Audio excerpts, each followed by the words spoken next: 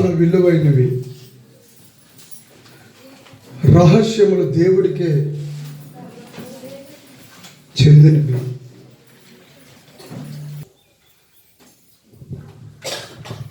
దేవుడే ఒక గొప్ప రహస్యం. దేవుని యొక్క రహస్యాన్ని గ్రహించడానికి 10 నిమిషాల్లో ముగిస్తాను. పావు గంటలో, కరెక్ట్గా పావు గంట.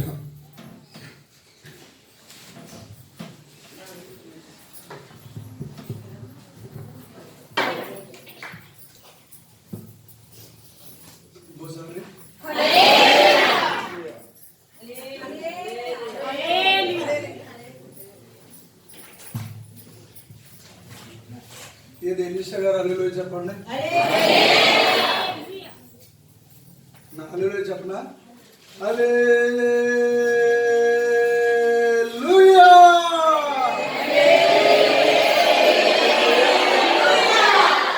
రెండోసారి, మూడోసారి.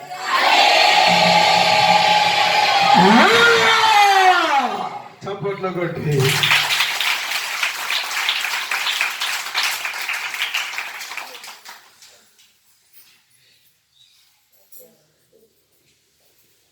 చాలా అత్యున్నతమైన ప్రదేశంలో దేవుడు ఉంటారు అని అనుకుంటారు చాలామంది. ఈ ప్రపంచంలో చాలా మందికి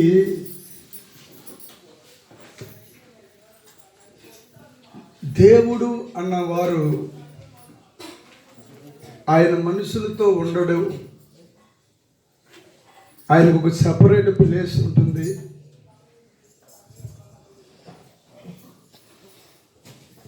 ఆయన ప్రత్యేకంగా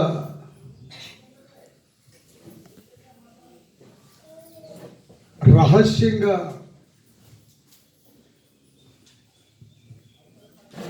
కొంతమందికి మాత్రమే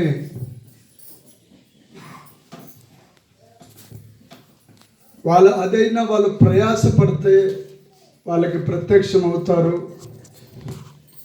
అనే సత్యము భూమి మీద ఉంది. నేనేమంటానంటే అది సత్యానికి కొంచెం దగ్గర, సంపూర్ణ సత్యం కాదు. సత్యమే కానీ అది అంత సంపూర్ణ సత్యం కాదు.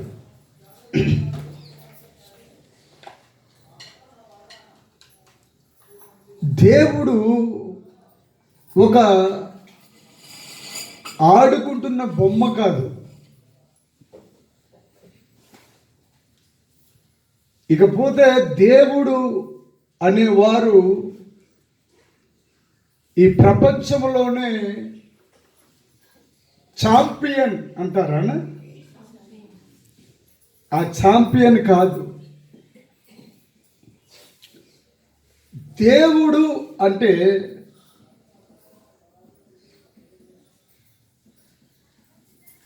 నువ్వు ఊహించుకున్న ఆచార వ్యవహారం కానే కాదు. మన పితరులు నేర్పిన వ్యవహారములో వెళ్ళిపోతున్నామే. తరము వెంబడి తరము గతించుచు ఉన్నది కానీ నాకు రావలసిన మహిమను ఈ లోకంలో ముగ్గురు తీసేసుకుంటున్నారు. ఆడెవడాడు మనిషి దున్నపోతే అలాగడుతున్నాడు. అక్కడ కనపరచడానికి వచ్చావు. నీ నోరు ఇంకెంత గట్టిగా రాలి. హల్లెలూయా, హల్లెలూయా.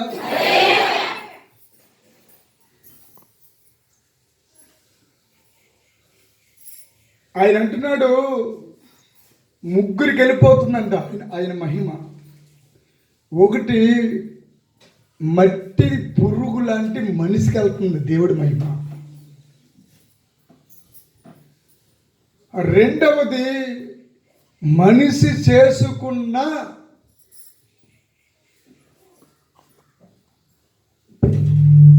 చిత్ర విచిత్రమైనటువంటి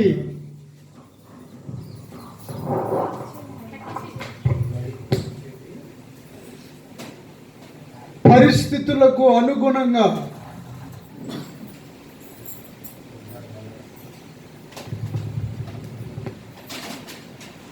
అనుగుణంగా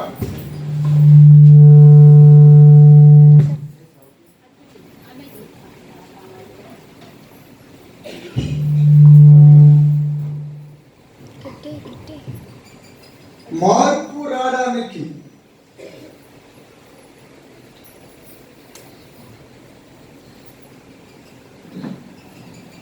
ఏదో పెద్ద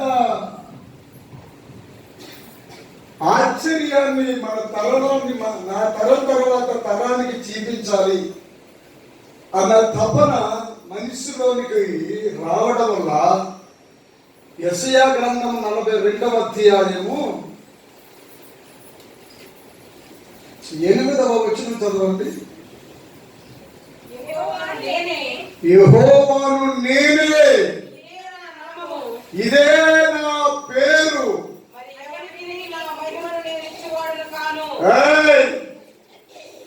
ఎవ్వరికి నా మహిమను ఇచ్చేవాడిని కాను. నాకు రావలసిన స్తోత్రమును విగ్రహములకు చెందనీయను. మునుపటి సంగతులు సంభవించను కదా, కొత్త సంగతులు తెలియజేస్తున్నాను. పుట్టక మునిపే వాటిని మీకు తెలుపుచున్నాను. సముద్ర ప్రయాణం చేయువారులారా,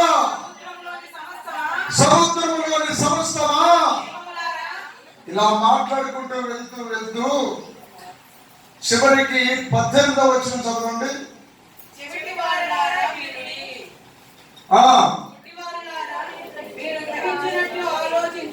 చాలండి.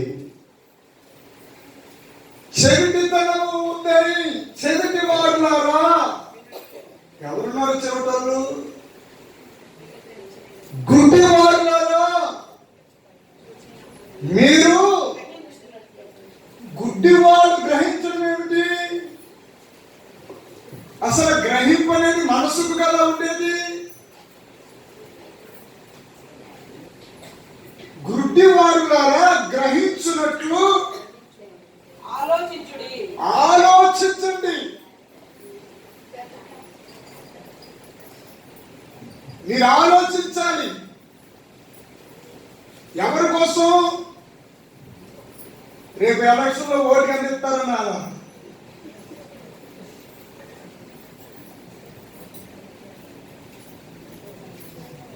లేకపోతే డోక్రా బుక్లన్నీ కొట్టేస్తారో లేదన్నదా?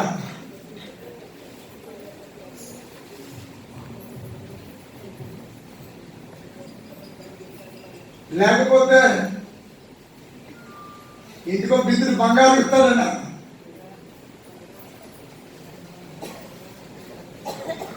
మనిషికి ఆశ ఉండడం తప్పదు, మనిషే ఆశాజీవి. జీవన శైలి కూడా, జీవన విధానం కూడా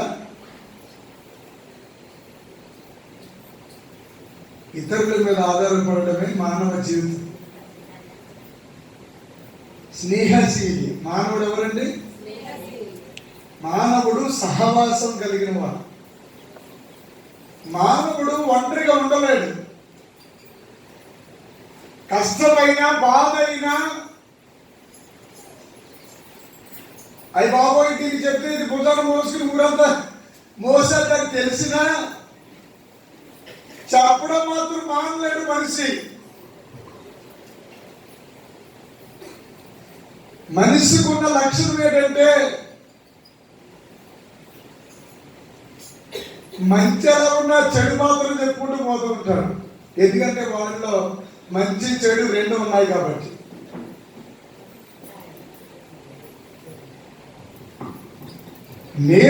నేనే యెహోవాను, నా మహిమను, నా స్తోత్రమును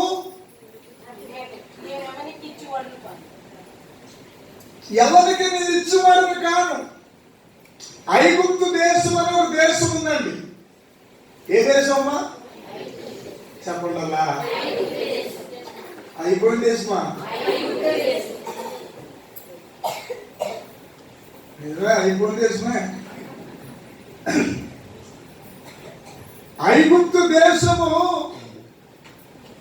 పిడకల దేవుడు అంటారు వాళ్ళు. మన భారతదేశంలో ఉన్నటువంటి దైవభక్తి కంటే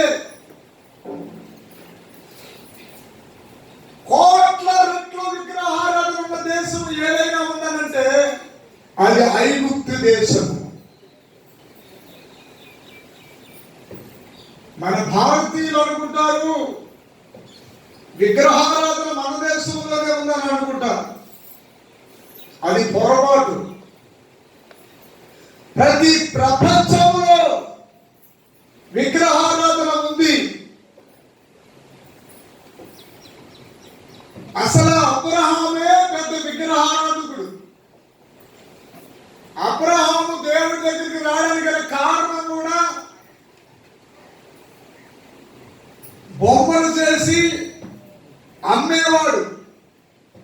ఒకరోజు బొమ్మలు అమ్ముతున్నప్పుడు ఒక చెయ్యి ఇరిగిపోయింది. అవి బాబు దేవుడు చెయ్యి ఇరిగిపోయిందని కూర్చున్నాడు, ఏడుస్తున్నాడు. అబ్రహాం ఈ ఏడు ఇంకా రాత్రి నా నాన్న ఎదుకుంటూ వచ్చాడు. ఎదుకుంటూ వచ్చినప్పటికి తరాహు గారు, నాన్న చెయ్యి ఇరిగిపోయింది దేవుడిది. కదవా, అది అమ్ముకుంటున్నాం మనం, మళ్ళీ కావాలంటే మళ్ళీ ఇంకో చెయ్యి నేను అతికించేస్తాను. ఎందుకు అని బొజ్జిగించి ఇంటికి తీసుకెళ్ళిపోయాడు. ఇంటికి తీసుకెళ్ళిపోతే ఇతనులో మరి దేవుడు ఎవరు అని అడిగాడు. నాన్న అబ్రహాము అడిగాడు, నాన్న మరి దేవుడు కాదన్నప్పుడు దేవుళ్ళని మనం అమ్ముతున్నాం కదా విగ్రహాలని. సూర్య భగవానుడిని మన భారతదేశంలో సూర్యుని ఆరాధిస్తాం కదా, సూర్య నమస్కారం చేస్తాం కదా. ఆ సూర్యుడినే అబ్రహాము నమ్మాడు. అబ్రహాము యొక్క విలువలకు సూర్యుడు. ఒరే నోరు మూసుకుని నువ్వు కొంచెం ఎక్కడితో ఎక్కువ ఆలోచించకుండానే పిల్లగాకిలా ఉండవా, నువ్వు ఎగసాలు చేయకు అని కొంచెం నాన్నగారు మందలించాడా ఏమో. అలాగా కొంచెం మనసులో నాకు నిజమైన దేవుడు కావాలి అని అనుకుంటున్నాడు. పైన ప్రపంచం దాటి అలా శూన్యము దాటి అలా మేఘాలలోనికి వెళ్ళి అలాగా ఆ పైన మొదటి ఆకాశం దాటి ఆ పైన రెండవ ఆకాశం దాటి ఆ పైన మూడవ ఆకాశము దాటి అక్కడ ఉన్న సత్యలోకంలో ఉన్నటువంటి మహాదేవుడు భూమి మీద ఉన్న అబ్రహామును చూశాడు.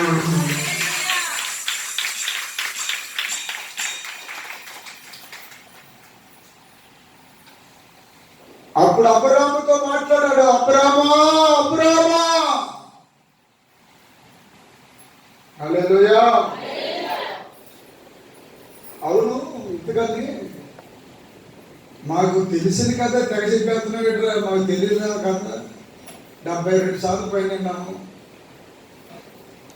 మా ఒంటి మీద ఎన్నింటికి ఉన్నాయో అన్ని సార్లు విన్నాము కథలు. మా చిన్నప్పటి నుంచి ఆ నమ్మకం గురించి. కానీ నీకు తెలియని కథ ఏంటో చెప్పన, కనుక్కున్నాడంట అబ్రహాముని దేవుడు, కనుక్కున్నాడంట.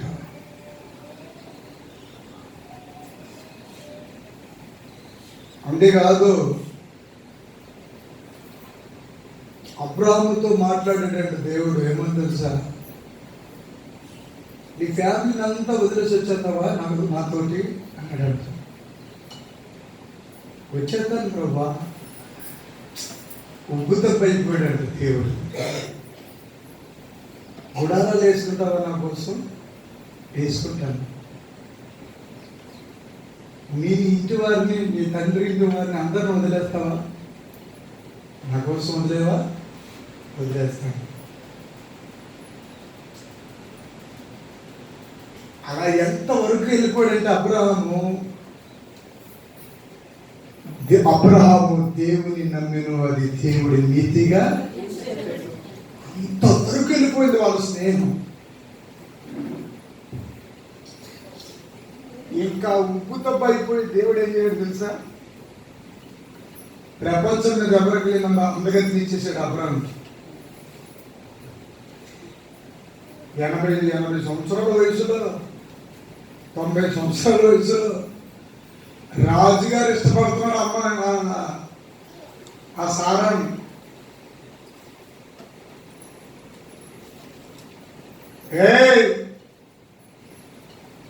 ఆవిడ నా యజమానుడు, నా ప్రవక్త భార్య, చెయ్యకు. మరి అవయ్యకు అన్నా చెల్లెలని చెప్పాడే బాబు, నమస్కారం బాబు నీకు.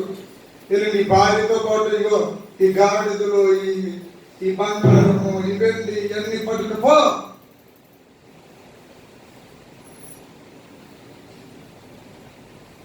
అబ్రహాం తరం అయిపోతూ వచ్చింది. అసలు ఈ చరిత్రలన్నీ రాసిన వారి పేరు ఏంటి? అసలు ఈ చరిత్రలన్నీ రాసిన వారి పేరు ఏంటి చెప్పండి? చెప్పగలరా? మోసే. చప్పట్లు కొట్టి దేవుని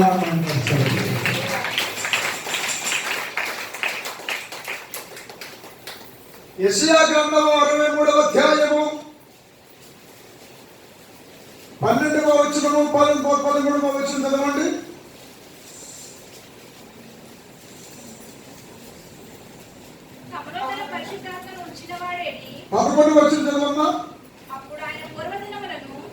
అప్పుడు ఆయన పూర్వ దినములను మోసేను తన జనులను చేసుకునేను జ్ఞాపకము.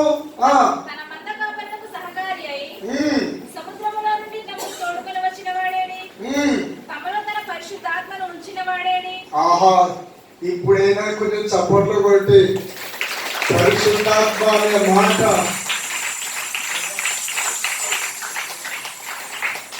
అమ్మాయిలా చూడరా. కొంతమంది పనికిమాలి కథలు, తెలిసి తెలియని మిడిమిడి జ్ఞానం కలిగిన వాళ్ళు, పరిశుద్ధాత్మ లేదని బోధించేవాళ్ళు, పరిశుద్ధాత్మ దేవుడే లేడు, వాళ్ళంతా ఒక ఎర్రోళ్ళు, వాళ్ళంతా ఒక ఉద్రేక పరులు, వాళ్ళు అలాగే ఎగురుతారు, వాళ్ళు వచ్చి లేని మాటలు భాషలు మాట్లాడతారు. అదంతా అల్లరి కత్త, అల్లరి గోల, గలిపిలి, ఆ నాట్యం ఏంటి, ఆ ఎగరడం ఏంటి, ఆ గొంతులేంటి ఏంటి? ఒరేంటి కొల్లు తెరవలేదురా నీకేం చెప్పిన? కుక్క పిల్ల పిల్లలు పెట్టింది, ఆ కుక్క పిల్లకేమో కొళ్ళు తెరవబడలేదు. కుక్క పిల్లలకి గుమ్మని అన్న తెరవబడతాయా? అమ్మ పాలు ఎత్తుకుంటాయి, పాలు దొరకనే తాగేస్తాయి. ఈ కుక్క ఏం చెప్తా? అయ్యో పాపం పిల్లలకి తాగినాను అనుకుంటుంది అది. అలాగే అమ్మకం వేసుకోవడానికి దాని ఆకలికి చూడండి అడ్వకేట్ వెళ్ళిపోతుంది. ఇంకా కుక్క అక్కడే ఉందంటే ఇలా ఎల్లా ఎత్తుకుంటారు. అలా ఉంది నీ బతుకు. పరిశుద్ధాత్మ దేవుడే గ్రంథాన్ని వ్రాయించాడు. ఆది కాండము నుండి ప్రకటన గ్రంథం వరకు ఆత్మదేవుడే, ఆత్మదేవుని సముఖమందు ఆనందమే ఆనందమే, పరిశుద్ధాత్మని సముఖమందు పరవశమే పరవశమే, ఆత్మదేవుని సముఖమందు ఆనందమే ఆనందమే, పరిశుద్ధాత్మని సముఖమందు పరవశమే పరవశమే పరవశమే.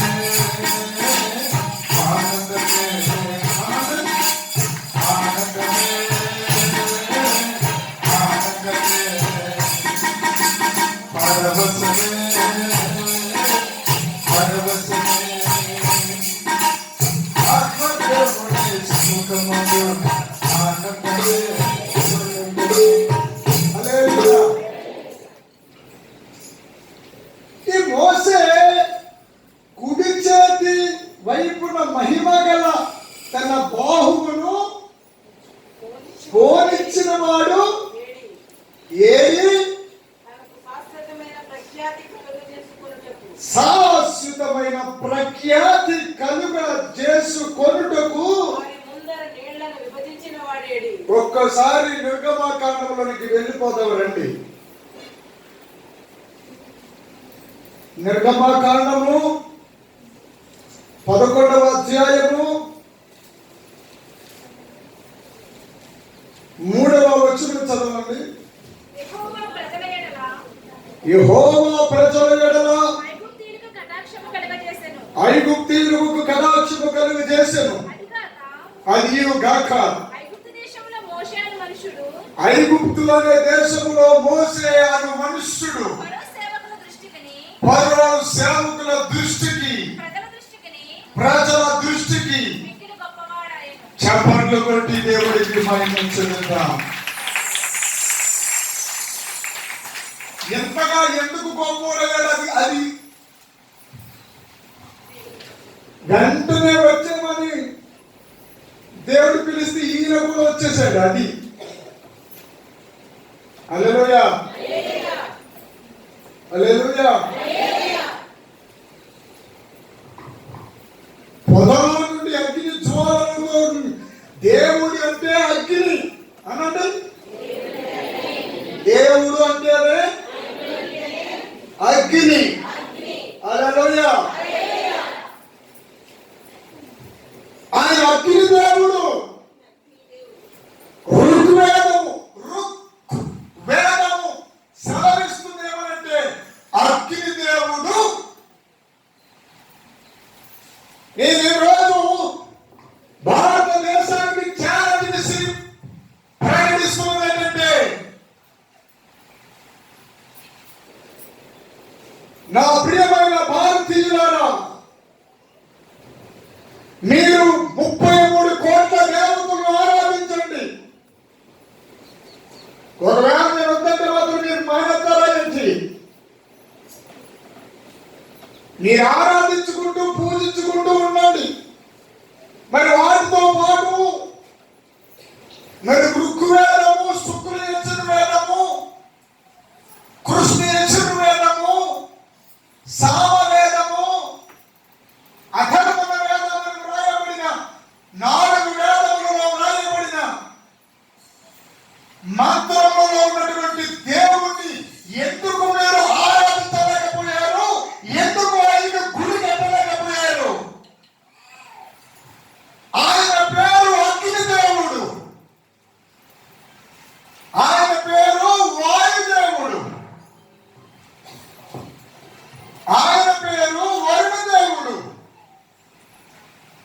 ఆయన పేరు ఇంద్రదేవుడు. అగ్నికి 2 జన్మలు కలవని వేదము చెలవిచ్చింది.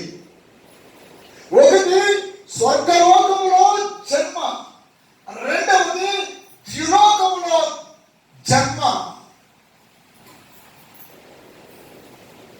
పురుగు మీద జన్మ. 2 జన్మలు కలిగిన వాడు అగ్ని దేవుడు అంట. ఆ అగ్ని దేవుడిలో నుండి సోమము బయటికి వచ్చిందంట. ఆ సోమమే సామమై సామవేహముగా మారింది. కొత్త చప్పట్లు పెట్టింది. ఆ సోమ రసమునే త్రాగడానికి రాక్షసులు, దేవతలు అనబడిన వారు పెద్ద యుద్ధం చేసుకున్నారని కథలు కథలుగా చెప్పుకుంటారు. అమృతాన్ని, సామరసాన్ని, అందుకే అంటారు ఏదైనా తేల్చుకోవాలంటే సామరస్యంగా, ఏ రసంగానే సామరస్యంగా. ఆవిడెవరో సాంబార్ అని ఉంది. హల్లెలూయా, హల్లెలూయా. అంటే మనకి సాంబార్లో ఆంధ్రగా మొక్క వెళ్ళిపోకమ్మా, కొంచెం బాగా కడి. కొంచెం లోనకి ఎత్తి లోనకి ఎక్కి అలా లేపి అదంతా ముక్కలు తీసేయి. కాలు ఇవన్నీ వేసంటే హల్లెలూయా, స్తోత్రం కలిగి చెప్పు హల్లెలూయా. విశ్వనాథుడైన దేవుడు ప్రపంచానికి ఎలా అర్థం అవ్వాలో చాలా మందికి దేవుడు అంటే భయం. చాలా మందికి ఏం నేర్పారంటే దేవుడికి పూర్వం అంట పాపం బ్రాహ్మణులకు వారు కాళ్ళనడకన వెళ్ళి వారు గుర్రాల మీద ప్రయాణాలు చేసి అర్చనలు చేసి వచ్చినప్పటికీ వారికి సరి అయినటువంటి ఆహారము లేక రాజులు భూరాజులు భూములు ఆస్తులు అంతస్తులు ఇవ్వక మునుపు ఒక నానుడి పెట్టారట. ఏ నానుడు అంటే 100 అణువులు ఖర్చు అయ్యాడట. ఆయన వెళ్ళి రావడానికి 100 అణాలు 100 రూపాయలు ఖర్చు అయ్యేవట. అందుకని ఇంటికి వచ్చినప్పటికి ఏమీ లేకపోవడం వల్ల ఈ మడిలో ఉన్న మహాతల్లి, అసలు గడప దాటలేని వారు బ్రాహ్మణ స్త్రీలు ఆకలితో పస్తులుండిపోయి ఉంటుంటే అప్పుడు రాజులందరూ కలిపి 116 రూపాయలు అనే ఒక క్రమాన్ని తీసుకొచ్చారట. 100 రూపాయలు వచ్చిపోయిపోయినా 16 రూపాయలు ఇంటికి కట్టుకెళ్తారు. అలా కాళ్ళ వ్యవధి నడుస్తూ ఉండగా దానిని ఏమని చేశారంటే 1116 రూపాయలు చేశారు. మళ్ళీ ఏం చేశారంటే ఎంత విచిత్రమైన కార్యక్రమం అంటే ఏదైనా కథా కార్యక్రమాలు జరిగితే 1000 రూపాయలు ఇవ్వాలి. చిన్నదినం పెద్దదినానికి అయితే ఏదైనా ఒక ఆవులో ఎద్దునో ఇచ్చేయాలి. పెళ్లికైతే ఎంత ఇవ్వాలి, ఫలానా పెద్దదినానికి అయితే ఎంత ఇవ్వాలి, ఫలానా వ్రతానికి అయితే ఎంత ఇవ్వాలి. ఇవన్నీ చెప్పి మీకు మాత్రం ఏమని చెప్పారంటే ఏమీ లేదు, భగవంతుడి దగ్గర శబ్దం వచ్చేలాగా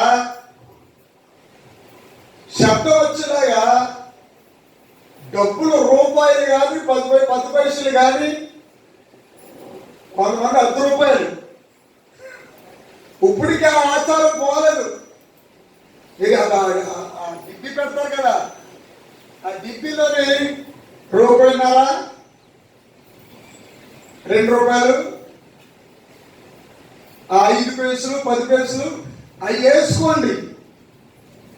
అంటే మీరు దరిద్రాన్ని మీరు మోస్తూనే ఉండాలి, మేమేమో బాగుపడిపోతూనే ఉండాలి. చాలా భయంకరమైనటువంటి గ్రంథము మను ధర్మశాస్త్రము. డాక్టర్ బిఆర్ అంబేద్కర్ నాడు రోడ్డు మీద మను ధర్మశాస్త్రాన్ని కాల్చేశారు. చపాట్లు పెట్టారు.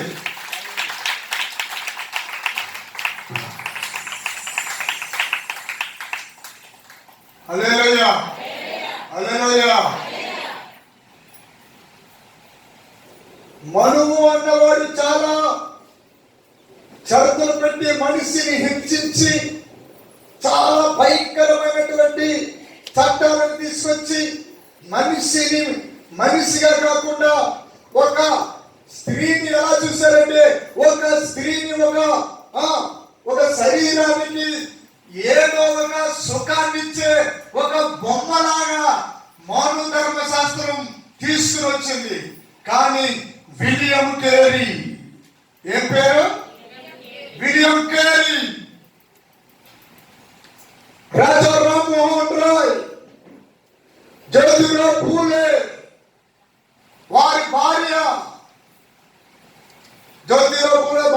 పేరు ఎవరని చెప్పగలరా? ఆవిడే మొట్టమొదట స్త్రీలకు పాఠాలు, తెలుగు పాఠాలు నేర్పడానికి ముందుకు వచ్చింది, చదువు చెప్పడానికి.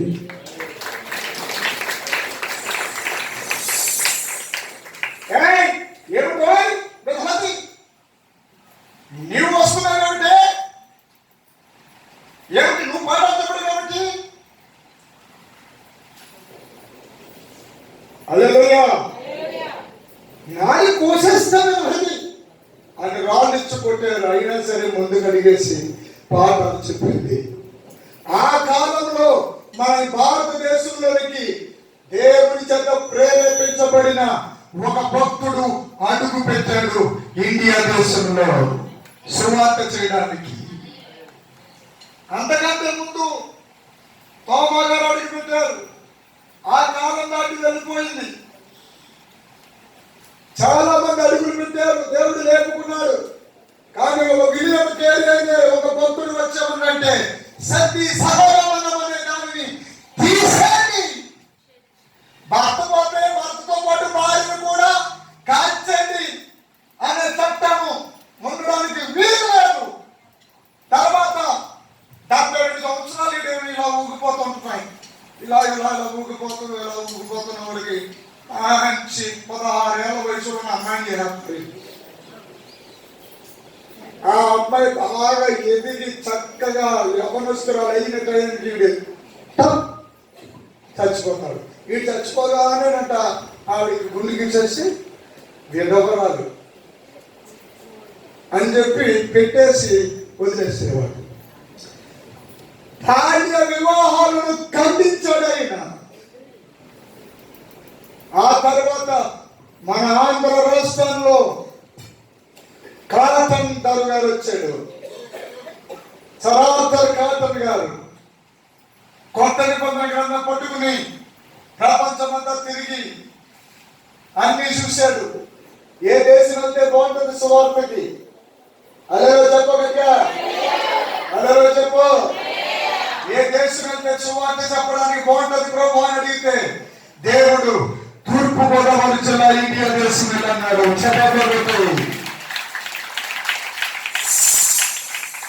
వస్తే ఎక్కడ చూసినా ఆకలి మంట, ఆకలి చావులు, ఎక్కడ చూసినా అన్నం లేదు, బాధలతో నలిగిపోతున్నారు.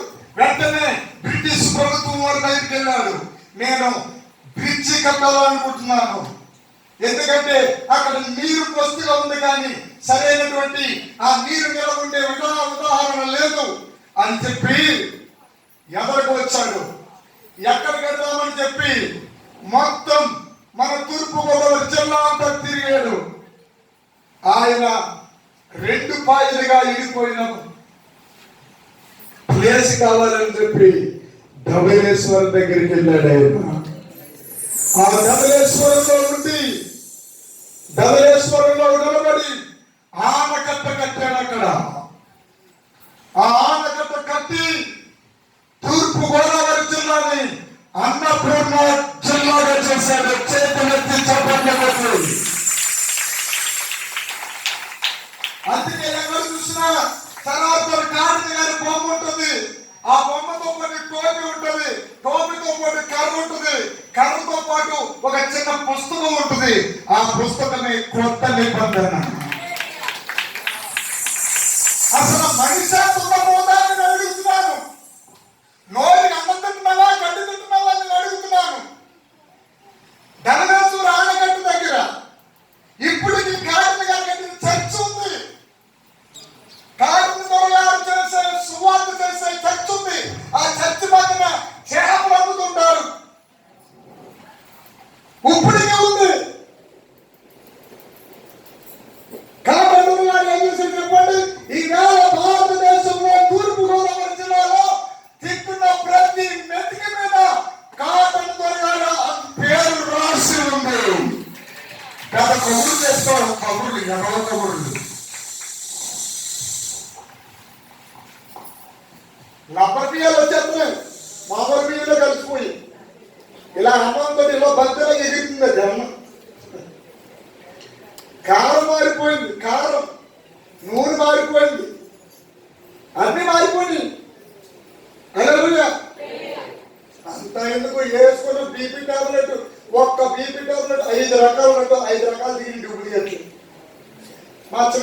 రైన్హాల్డ్ అని పెన్ ఉంది అవునా, రైన్హాల్డ్.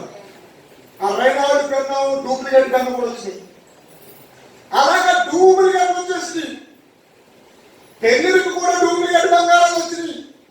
అది చెప్తాడు. ఇంకా కావాల్సింది చెట్టు ఏంటంట, చెట్టు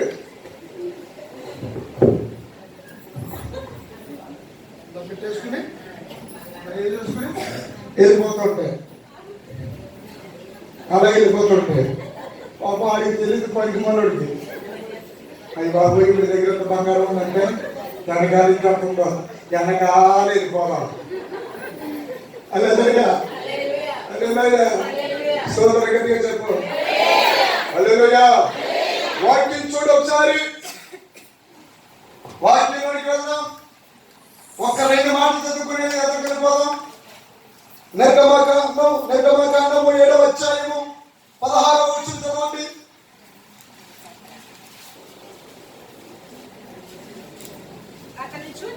అతన్ని చూచి అరణ్యమందు నన్ను సేవించుటకు ఏంటంటే నా ప్రజలను పోనిమ్మని ఆజ్ఞాపించుటకు గాను. అది చెప్పు, ఏ దేవుడు? కొంచెం గట్టిగా, కొంచెం గట్టిగా. వెళ్ళిపోయిన దేవుడా, వెళ్ళిపోయిన దేవుడు, ఎండిపోయిన దేవుడు, మాట్లాడలేని దేవుడు. నా చిన్నప్పుడు పాడుకున్నామని పాట. మాట్లాడే దేవుడవు నీవు, మాట్లాడని రాయివి చెట్టు నీవు కాదు. మాట్లాడే దేవుడవు నీవు.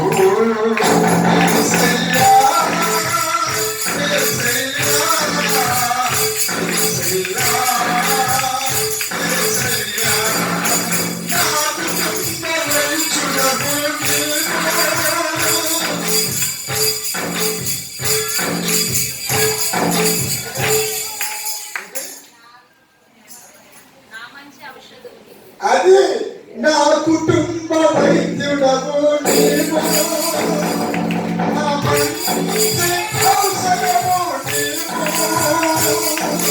నన్ను ప్రేమించి నాకయ్యే పెంచి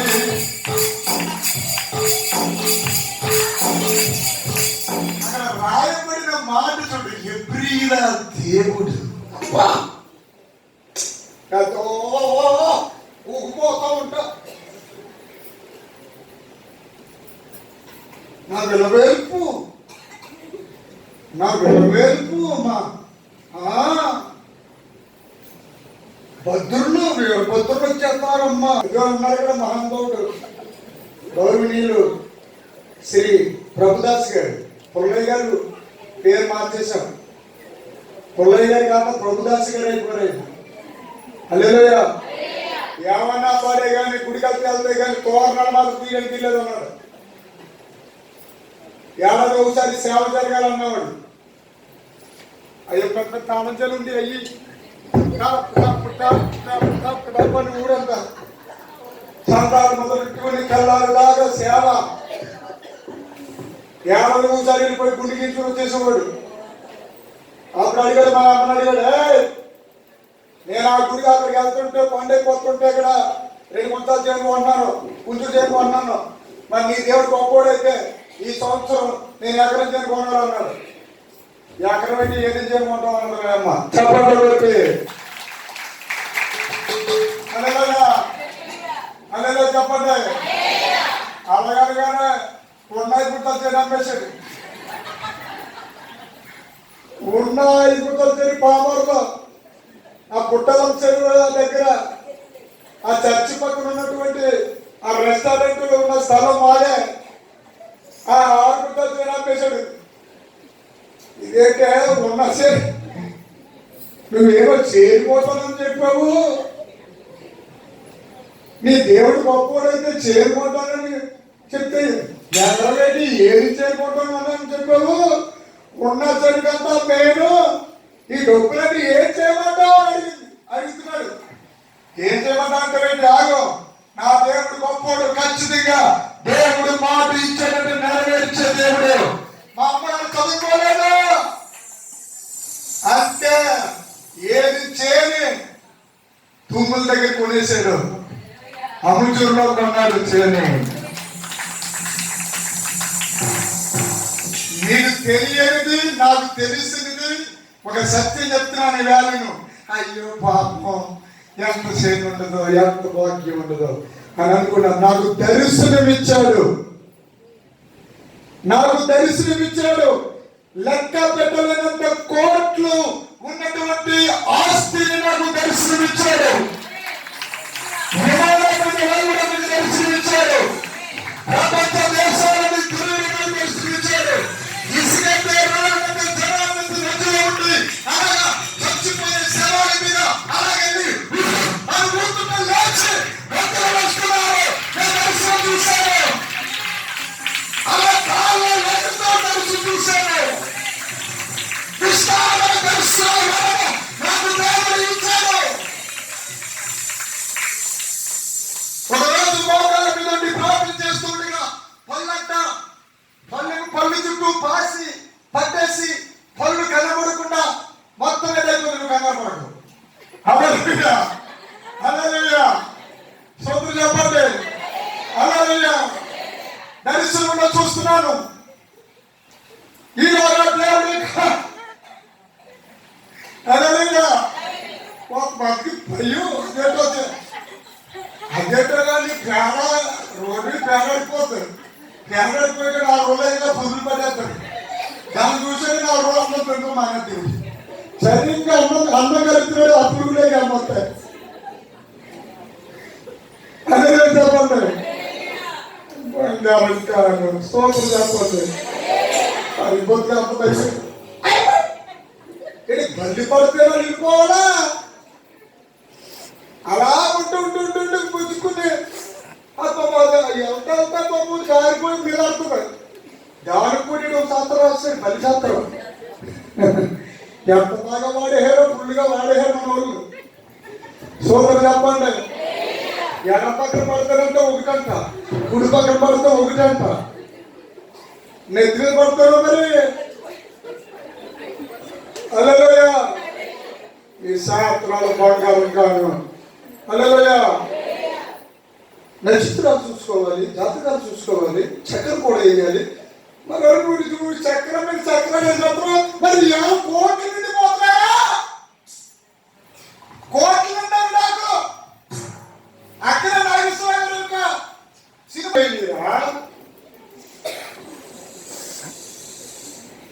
పాయింట్లు బాగా వచ్చినాయండి. 18 పాయింట్లు వచ్చినాయి, 28 పాయింట్లు అంట.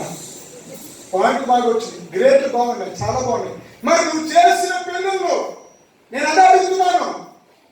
ఈవేళ సడన్ గా నడుతూ అని యాక్సిడెంట్ అయిపోయి చచ్చిపోతున్నాడు. అటు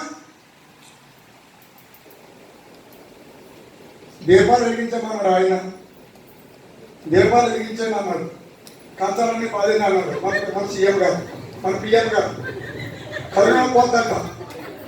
కరోనా పోతే ఎవరింట్లో వాడు కంచాలు పోదేండి, దీపాలు వెలిగించండి. కరోనా కాదు, దాని అక్క వచ్చేసింది, పట్టుకుని వెళ్ళిపోయింది అంతే మొత్తం. అసలు చెప్పడం కూడా అర్థం ఉందా అంటున్నాను నేను. హల్లెలూయా, హల్లెలూయా చెప్పండి. మనుషులు ఎంత అలా అనుకున్నారు, మనుషులు అమాయకులు అనుకున్నారు. అమాయకులు కాదు, మైకులు. దేవుని స్తోత్రం.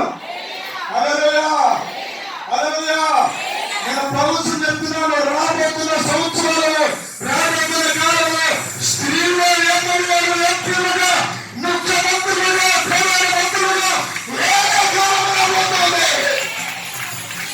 ఇక్కడ వార్డు మెంబర్ నుంచి ఎంపీటీసీ కానించి, డిప్యూటీసీ కానించి అన్ని స్త్రీలే.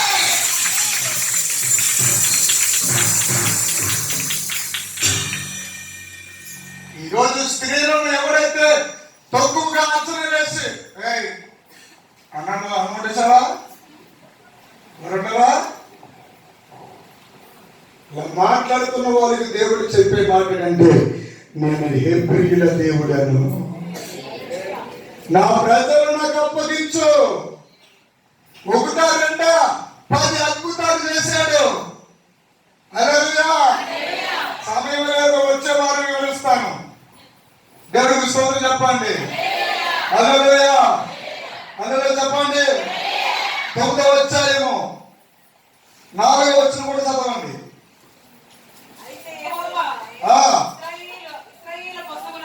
ఇశ్రాయేలీయుల పశువులను ఐగుప్తు పశువులను వేరుపరచండి. ఆగండిలాగా. ఇశ్రాయేలీయులు అంటే ఎవరు చెప్పండి? మనమే. హల్లెలూయా. హల్లెలూయా. ఇశ్రాయేలీయులు అంటే ఎవరండి? మనమే. ఆమేన్. హల్లెలూయా. ఇప్పుడు ఐగుప్తీయులు అంటే ఎవరు? గుడికి వెళ్ళిపోతున్నావా? గుడికి వెళ్ళిపోయింది. అరే ఆవిడే చెప్తున్నట్టు కదా, పొట్టి నుండి చాలా తెల్లగా వేసుకుని అన్ని పొలం చెప్పేస్తున్నారట. నువ్వు వెళ్తున్నావా? నేను వద్దనుకున్నా కానీ పడుకున్నాడు కదా. నాన్నెత్తి గాలికి సల్మాలో వెళ్ళినప్పుడు గాలికి బంధాలు వేసాడు. అమ్మా చెప్పుకుంటే తప్పు. పైపు ఏంటంటే కొట్టుపడి బింది నీళ్ళు కలుపుకుంటా ఎక్కడికి వెళ్తున్నావా అని అడిగేస్తున్నాను. ఇంకా నేను ఆటో ఎక్కి హంజూరత్తుకి పంపిస్తాను. హల్లెలూయా. హల్లెలూయా. అందుకే స్త్రీ సైన్యమా నా యేసయ్య స్త్రీలను దేవుడు ఎన్నుకున్నాడు. యేసయ్య అంటున్నాడు, నేను నిన్ను రక్షించబోతున్నాను. అసలు యేసయ్య రాముడిపై స్త్రీ కొడుకుగా వచ్చాడు. యేసయ్య చనిపోయిన తర్వాత చనిపోతున్నప్పుడు కూడా స్త్రీతోనే మాట్లాడాడు. అమ్మా ఇదిగో నీ కుమారుడు అని యోహాను ఆజ్ఞాపించాడు. చనిపోయి 3 రోజులు అయిపోయి తిరిగి లేచిన తర్వాత మొట్టమొదట స్త్రీలకే కనబడాడు. మాట్లాడాడు.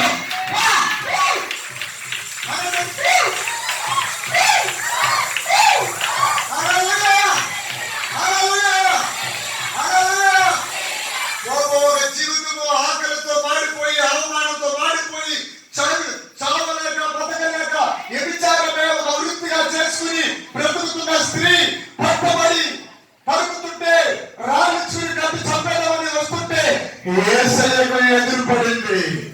అసలు యేసయ్యకు ఎదురు పడాలి కానీ అక్కడ నీకు విజయం తప్ప రాడు పడవ.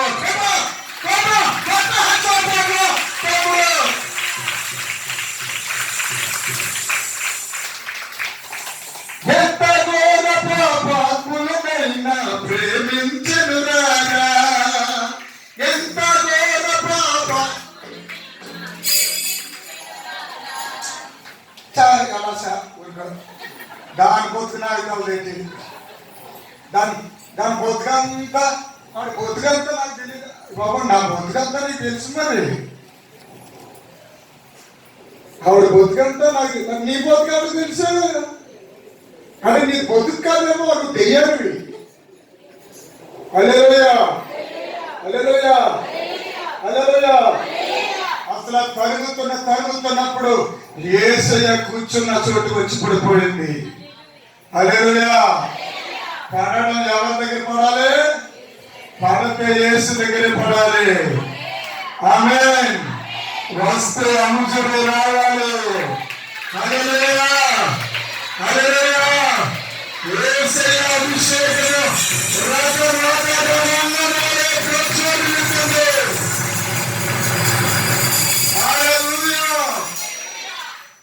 వెంటనే ఆగిపోయి రాళ్ళు ఇచ్చి పట్టుకున్నవాళ్ళు. ఎవరిని చూసి ఆగిపోయారు? ఆనందమ్మా. యేసయ్యా. బా పొద్దున్న లేవగానే యేసయ్యా యేసు అను. హల్లెలూయా. యేసు యేసు యేసు యేసు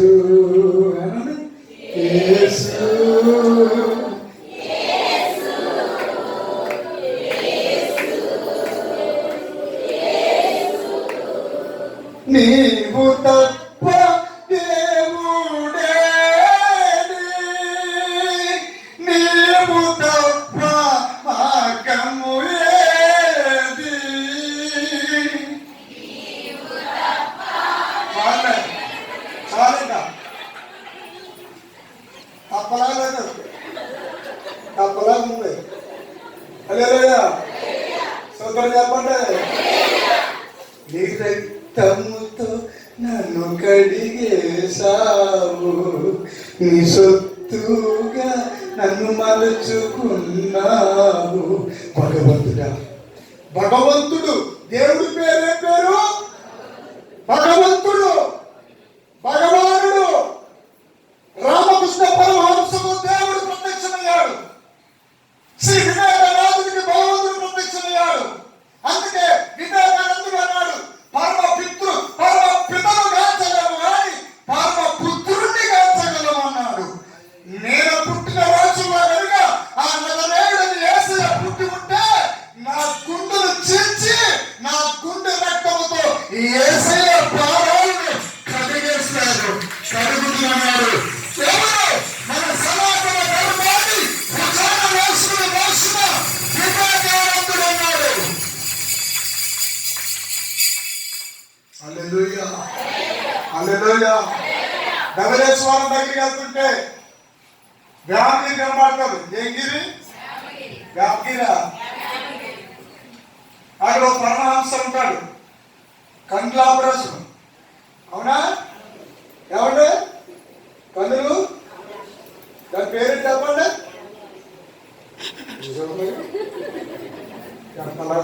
తోటి వ్యామగిరి నేను చెప్పాను. ఆయన హాస్పిటల్ పేరు ఏంటి చెప్పమంటున్నాను. హల్లెలూయా. వ్యామగిరి చేతులు వచ్చేసామే. హల్లెలూయా, హల్లెలూయా. ఆయన ఒక నందా గారు, ఒక ఆత్మయోగి. ఆ ఆత్మయోగి ఒక పెద్ద పుస్తకం రాశాడు. ఆ పుస్తకం వచ్చే వారం నేను మాడుకున్న చేయద్దు పైకి మానే నాకే, నువ్వు మానేస్తే నాకేనమ్మా, నా ఫోనే ఖాళీ ఇవ్వట్లేదు. అసలు ఈ వారమే కోటలు ఖాళీ లేవు. ఈరోజు హైదరాబాదు, సికింద్రాబాదు, విజయవాడ, వైజాగ్ అన్ని డేట్లు వస్తే కరోనా వచ్చింది, వైరల్ వచ్చింది. మీరందరూ మాస్క్ ధరించండి. మర్యాద. హల్లెలూయా, హల్లెలూయా, హల్లెలూయా చెప్పండి. సోదరు చెప్పండి.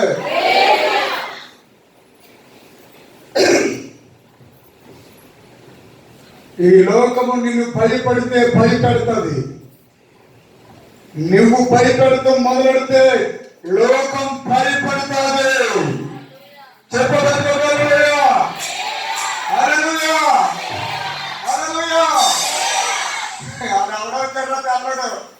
ఇక్కడైతే కట్టేస్తారా, పెద్ద చేస్తారా, బజ్జి వీడికి బ్రిడ్జ్ అంటే కూడా రాదు, బజ్జి కట్టేస్తున్నారా.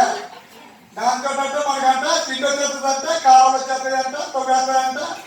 చూడనే అని అన్నవాడు ప్రతి ఒక్కరు ఏం చేస్తున్నారంటే ఇవాళ అలాగా బ్రిడ్జ్ అలా నీరు వదలగానే పంట కోతుల్లోంచి నీళ్ళన్నీ వచ్చేసి శుభ్రంగా తూర్పుగోదావరి జిల్లా అన్నం జిల్లా అయిపోయింది. హల్లెలూయా.